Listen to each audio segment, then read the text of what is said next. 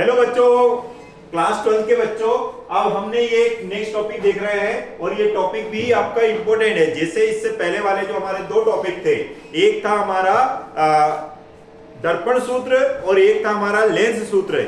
ऐसा ही एक आ गया है हमारा अपवर्तन सूत्र।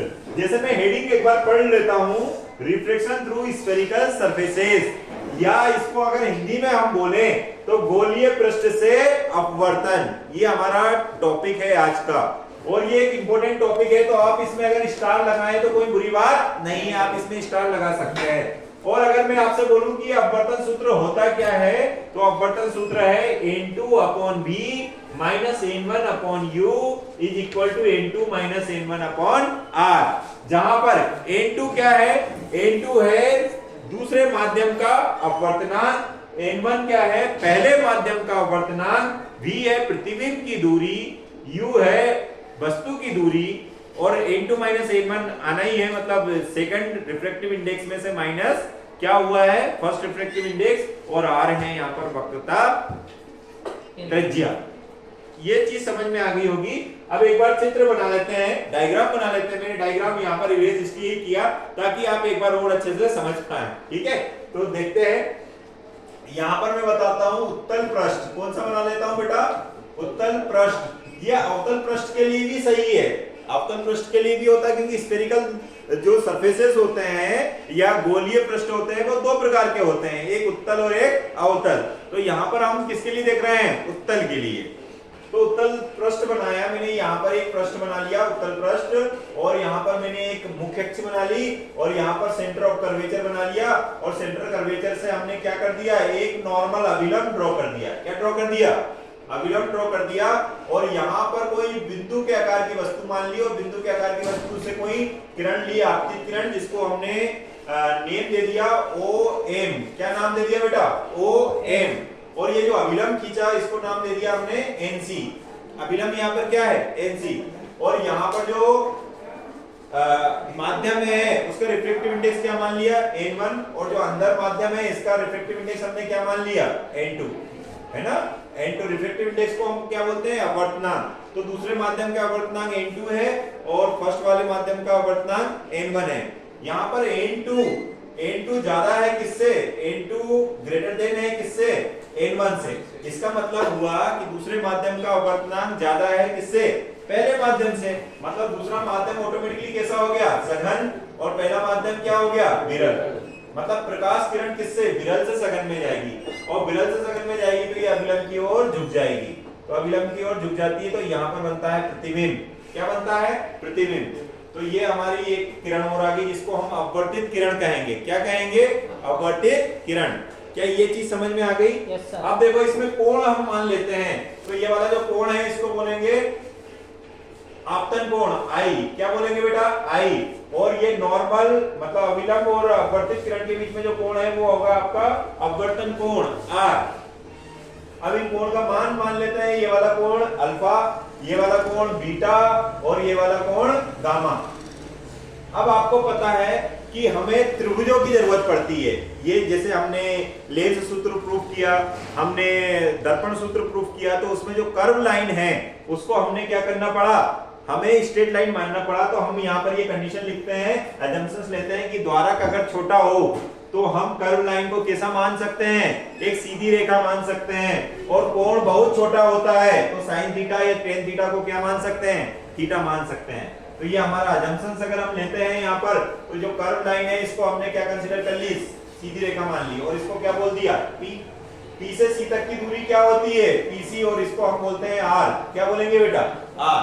और R का साइन क्या होगा, प्लस, क्योंकि ये राइट साइड है। यहाँ से P से I तक की दूरी को क्या बोलेंगे, PI। और ये क्या है, प्रतिबिंब की दूरी, इसको क्या बोलेंगे, प्लस V। P से O तक की दूरी, ये वस्तु है तो वस्तु की दूरी को क्या बोलते हैं, OP, और इसको बोलते हैं U। तो ये लेफ्ट साइड है तो माइनस U। और इसके साथ ही साथ अब हमें क्या करना, ये I आपतन कोण है और R क्या है यहाँ पर, अपवर्तन कोण। अब हमें क्या करना है, यहाँ पर हो क्या रहा है, अब हम डेरिवेशन पर आ जाते हैं। चित्र आई होप समझ में आ गया होगा। तो अब हम डेरिवेशन पर आते हैं। तो हमें पता है ये हो क्या रहा है, अपवर्तन हो रहा है। और जब भी अपवर्तन होगा तो हमें स्नेल नियम को लिखना ही पड़ेगा। तो हमने यहाँ पर अपवर्तन का नियम जो है वही क्या है हमारा स्नेल का नियम, और स्नेल का नियम होता है साइन अपवर्तन कोण बटे साइन एक बार रिपीट करता हूं, साइन आपतन कोण, यहाँ पर आई आपतन कोण है तो साइन आपतन कोण बटे साइन अपवर्तन कोण बराबर हमेशा होगा अपवर्तनांक किस माध्यम का, जिसमें प्रकाश जा रहा है, किस माध्यम के सापेक्ष जिससे आ रहा है। तो कौन से माध्यम में प्रकाश जा रहा था, सेकंड में, तो n2 लिखा। कहां से आ रहा था, 1 से, तो उसके सापेक्ष लिखा हमने। और इसी को हम n2 1 को लिख सकते हैं n2 अपॉन n1। अब आपको पता है कि जब कोण छोटा हो जाता है तो हम साइन थीटा को थीटा लिख सकते हैं, तो साइन आई की जगह हमने क्या लिख दिया आई, और साइन आर की जगह हमने क्या लिख दिया आर, और यहाँ n2 अपॉन n1 है, 3s गुणा कर दिया तो हमारे पास एक्सप्रेशन मिल जाता है i n1 बराबर r n2। अब हमारे पास एक टास्क बन गया है, हमारे पास एक टारगेट बन गया है कि हमें i और r की वैल्यू निकालनी है, और हमें कहां पर वैल्यू पुट करनी है, ये जो हमने समीकरण 1 माना है इसमें वैल्यू पुट करनी है। तो देखिए i और r की वैल्यू निकालने के लिए ही हमने क्या माने, यहाँ पर अल्फा कोण माना, बीटा कोण माना और गामा कोण माना। तो अब हमने क्या करते हैं, आगे नेक्स्ट स्लाइड में हमने किया है उसको देख लेते हैं। तो देखिए बेटा, यहाँ पर वही चित्र को मैंने रफ बना लिया है, एक रफ चित्र बना लिया जो पहले एक फेयर बनाया था, यही वाला चित्र जो आपका फेयर डायग्राम है इसी का मैंने रफ बना लिया ताकि मुझे स्लाइड की जरूरत उसमें बार स्लाइड में जाने की जरूरत ना पड़े। तो हमने त्रिभुज, ये समीकरण 1 भी लिख लिया है यहाँ पर, तो त्रिभुज MOC लिया। कौन सा वाला लिया त्रिभुज, MO और C, ये वाला त्रिभुज लिया है, ये वाला है, ये वाला त्रिभुज MOC। इसमें ये वाला कोण अंतःकोण है और ये वाला कोण अंतःकोण है और ये बाह्य कोण है। तो दोनों अंतःकोणों का योग, ये वाले कोण का योग और ये वाले कोण का योग किसके बराबर होगा, बाह्य कोण के बराबर। तो अल्फा प्लस गामा बराबर क्या हो गया, आई। इस समीकरण को नाम देना चाहे तो दे सकते हैं, बट अभी हमने नहीं दिया तो रहने देते हैं। अगर आप चाहें तो इसको समीकरण नंबर 2 दे सकते हैं, ठीक है। अब ये अल्फा प्लस गामा हो गया और ये आपतन कोण का मान आ गया, लेकिन आपतन कोण का मान हमें u v r इनके फॉर्म में चाहिए या n2 n1 के फॉर्म में चाहिए। तो फिर से हमने देखा, हमने क्या किया, tan अल्फा निकाला। tan अल्फा के लिए हमने कौन सा वाला त्रिभुज लिया, ये वाला त्रिभुज। देखिए ये वाला त्रिभुज लिया हमने और ये वाले त्रिभुज से हमने tan अल्फा का मान निकाल लिया। तो tan का tan थीटा का आपको पता ही है, लंब बटे कर्ण होता है। तो लंब इसमें क्या हुआ, MP, और कर्ण यहाँ पर क्या है, OP। तो यहाँ पर MP अपॉन और OP की वैल्यू आपने ऑलरेडी इधर लिख कर रखी है, वो जो प्रीवियस स्लाइड में देखिएगा, या इसमें भी लिखा हुआ है ना। तो इसकी वैल्यू कितनी है, -u, तो हमने रख दिया। इसी प्रकार से दूसरा त्रिभुज लिया, उससे MP अपॉन r लिया। ऐसे ही हमने त्रिभुज MIP लिया, इससे किसका मान निकाल लिया, tan बीटा का निकाल लिया।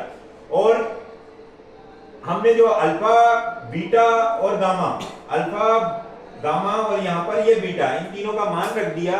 तीनों का मान रखने पर एक हमें i की वैल्यू मिल गई और एक में हमें किसकी वैल्यू मिल गई, r की वैल्यू मिल गई। i और r मुझे मिल गया।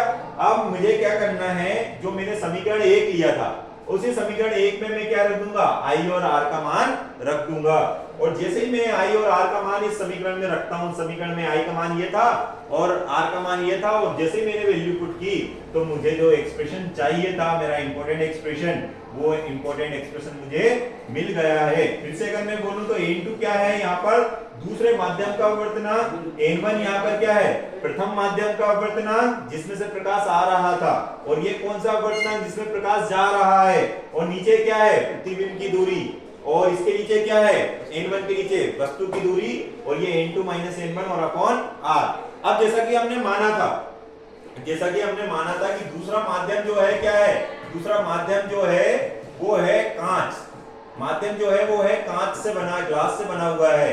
तो इसी एक्सप्रेशन को अगर हमें कांच के लिए लिखना है तो क्या लिखेंगे, n glass, G for glass minus n air, और अपॉन में Ng के अपॉन में क्या आ जाएगा, V, तो V रहेगा, और Na के अपॉन में क्या रहेगा, U। यहाँ पर फिर से लिख सकते हैं Ng minus Na upon R। लेकिन जो अपवर्तनांक होता है एयर का वो होता है 1। कितना होता है बेटा, 1 होता है। तो इसी एक्सप्रेशन को अगर मैं लिखूं तो Ng upon V minus 1/u is equal to Ng minus 1/r। तो ये एक्सप्रेशन भी हमें कई बार पूछते हैं। यहां पर अगर वायु के सापेक्ष किसी माध्यम का भी अगर संबंध पूछें, तो जब मान लो ये ग्लास की जगह कोई दूसरा माध्यम बदलना चाहते हैं एयर के सापेक्ष, तो आप ये लिख लेंगे n कोई माध्यम बटे v माइनस 1/u, फिर n कोई माध्यम, जो भी माध्यम है, जैसे ग्लास है तो ग्लास लिख दिया, माइनस 1/r। वैसे मेन एक्सप्रेशन हमारा यहीं पर है, बस इसी का कॉन्सेप्ट हमने यहाँ पर यूज किया है। आई होप आपको ये डेरिवेशन समझ में आ जाएगा, नहीं आए तो आप कमेंट बॉक्स में पूछ सकते हैं। Thank you.